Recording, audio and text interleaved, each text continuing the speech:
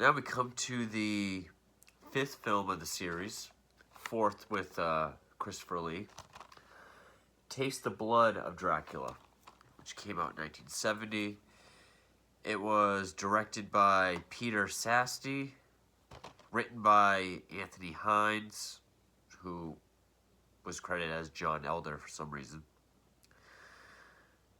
And I believe this was the first one to be rated R.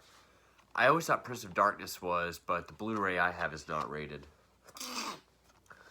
Because even though Hammer has always been known to be more sexy, I guess, this is the first one to feature nudity. And originally it was 95 minutes, but when it was released in the States, a lot of the nudity and even some of the violence was trimmed down to a 91-minute cut. And actually, originally, Christopher Lee, they had written Christopher Lee out of the film just because of his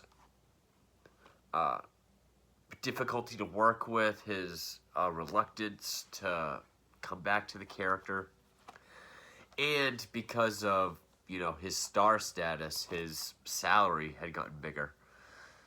So they were going to write him out, and they were going to have this other character who is in the film, Lord Courtly, played by Ralph Bates, which I'll get more into him. They were going to have him be the new vampire. And the story was still going to be the same, but it was going to be Lord Courtly. But Warner Brothers threatened that they would not help finance or allow to release it in the States without Dracula and without Christopher Lee. So they had to, you know, shorten down Lord Courtly's character and write Dracula in. Also, one of the three main gentleman characters was going to be played by Vincent Price. But by 1970, he was already a huge established star, at least a horror star.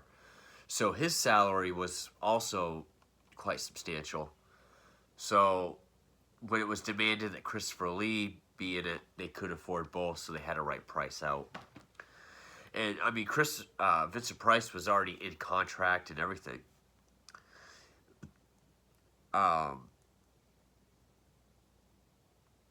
When it came over to the U.S., it was rated GP, which is the same as PG. But once it finally got to DVD, it got the original footage put back, and it was rated R.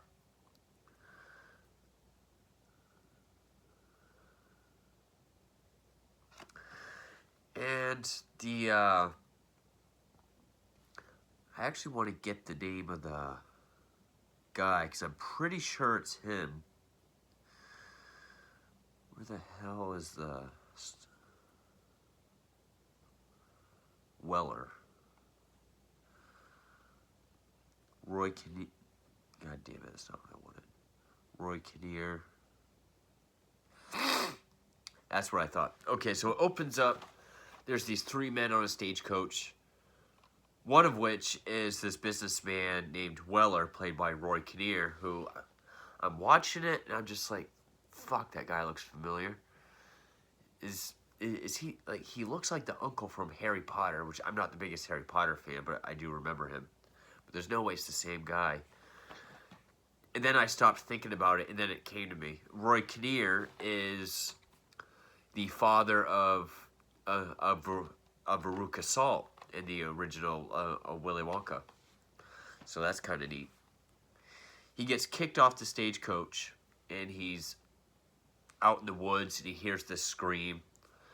And he stumbles upon a cliff, and he sees Dracula landing on the crucifix from the last film. So it's like a Lion King 1.5 kind of thing. Like he was there the whole time, but we didn't see him. And once Dracula crumbles into dust, all that's left is his cape, a ring and a brooch that says Dracula, and the blood dries into red dust. And he picks everything up. He realizes it's Dracula, and he takes it with him. So then we get to the main story where we have these three gentlemen, William Hargood, Samuel Paxton, and Jonathan Secker.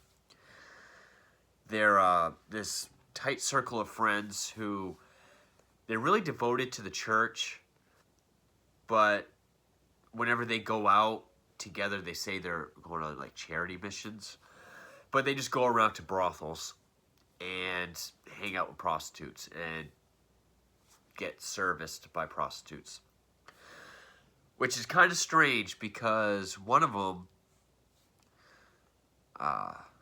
which one was it? Hargood, played by Jeffrey Keane.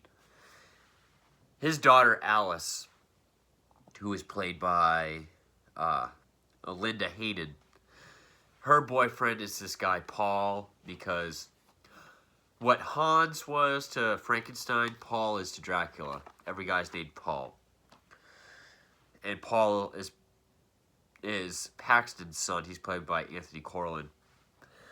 Well, Hargood hates Paul. We never find out why, but he does. He forbids that they stay together or see each other. And he says, like, I saw you flirting with him, and you're gonna flaunt yourself like that, dress like that. You're gonna act like a harlot, in the Lord's house. But then he goes out with prostitutes. And they come across this guy named, first they go to the brothel they usually go to, and that's where we get the first nude scenes. I don't know if it's in Hammer in general, but definitely for Dracula films. And that's where they talk about how they're just bored. They've exhausted their pleasure and thrills that they could get from a brothel, and they want more excitement. And that's when they come across Lord Courtly, played by Ralph Bates. Now, Ralph Bates was Victor Frankenstein in Horror of Frankenstein. I think these were a few attempts to get Bates to become the next Christopher Lee or Peter Cushing, the next leading man for Hammer. And even though his performances are always great, they never took off that well. He really was an evil psychopath in Horror of Frankenstein, and he did well here too. He tells them that if they come with him, they'll experience all the excess and pleasures and thrills that they could ever imagine. But they have to partake, and they have to do something for him first. And I've heard some people, like Rainbow Rap for Life, made the connection that's kind of like Hostel. These three guys, they go to, whorehouses and stuff in like Amsterdam, but then they get bored. And they're told about this one place, and they find out that it's something they really don't want to be a part of. I doubt Eli Roth got the idea from this. I mean, it sounds sort of like an archetype horror story. I mean, people looking for certain things, but then they find out it's not what they wanted. I mean, isn't that sort of the basis for Hellraiser? So they have to go to that guy Weller. They buy the brooch and the dried, dusty blood. And they go to this abandoned church, and that's where we find out Lord Courtly is this occultist obsessed with Dracula. He puts some dried blood in a goblet for each of them, cuts his hand, puts his blood in each cup. They have to drink it. They all refuse. He drinks it himself, but then that's when, he starts coughing up blood, convulsing and dying, asking for help. And they beat him to death. I guess that's how they help him. And then they try to go back home like nothing ever happened. And then we see the Lord Courtly. I think this was shot backwards. Like, I think he was covered in this dust, and then they turned a fan on or something, blew it all off of him. But then when they put it in the editing room, they just played it backwards. Because then, it shows it all covering him, and then up close, it, cracks. And we get, not really superimposed. I guess it's called like a static shot of Christopher Lee. And Christopher Lee has not a lot of screen time as usual, or a lot of lines. I I guess he only says like 28 words in the entire film. Barely full sentences. It's usually just like when he first appears, which he has these solid red contacts that make him look really cool. So, they have destroyed my servant. They will be destroyed. And this is where the writing doesn't make sense. He wants revenge on the three men for killing his servant. But we don't know his allegiance to Courtly or Courtly's allegiance to Dracula. And if he hadn't have drank his blood, Dracula would not have been resurrected. So you think he would be indebted to the three guys for sort of allowing that to happen. It just doesn't make any sense. And then he gets his revenge because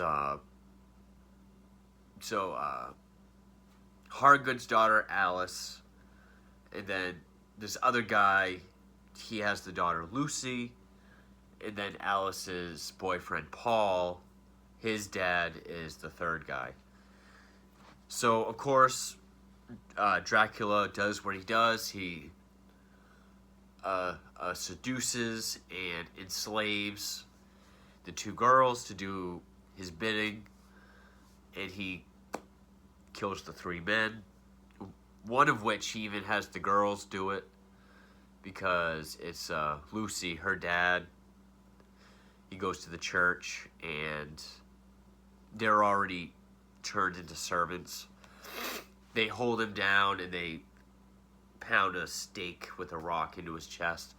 And it's all like this sort of awkward, upward angle, up close, kind of like this raw footage with blood all over his face. So he has to actually witness his daughter killing him, even though he knows she's like a vampire. And every time one gets killed, Dracula's just like, the second, the third. And of course, Hargood, Alice's dad, is still... He's more of a prick than Dracula just because of how he treats Alice and his wife. He's a really mean, yelling drunk. Always forbids Alice to see Paul. But of course, Hargood's the first one to go. And then it's Lucy's father. Paul is trying to figure out how to find his missing girlfriend. And he finds there was a note from Alice to him, sort of talking about how there's this book at my place that you'll find. It tells how you'll I guess free my soul.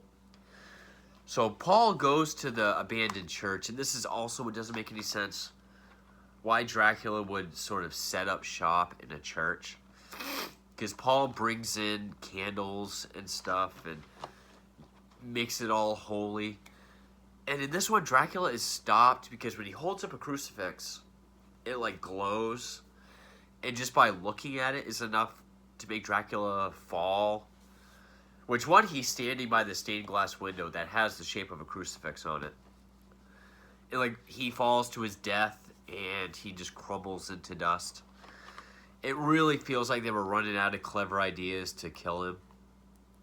But with this, like even the sight of a crucifix is enough to, he doesn't just hiss or shy away from it. It's enough to kill him. It's even enough to make him hallucinate an actual, functional, fully furnished church. But that's really Taste the Blood of Dracula. On Rotten Tomatoes, it's not as high as some of the other films. But there's a book called The Hammer Story, the authorized biography of Hammer Films. It's considered the most genuine Dracula sequel of the whole they say it's the most genuine sequel of the Hammer Dracula series. Don't know how that got messed up. I would say as a movie, I liked Has Risen from the Grave more. I did like Prince of Darkness more. I didn't mind Taste the Blood of Dracula. And I would say the writing suffered the most in this film. It had a lot of plot holes, had a lot of things that didn't make sense. But,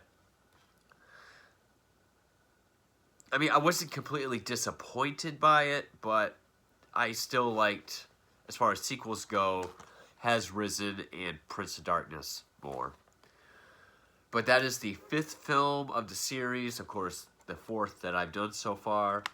Taste the Blood of Dracula. And I guess next, well, I have another film planned next that I'm going to do, but next is Dracula AD 1972. Or maybe the next one is Scars of Dracula, which is a separate Blu-ray, but there's another movie I want to do first, then I'll get back to Dracula. But anyway, thank you for watching.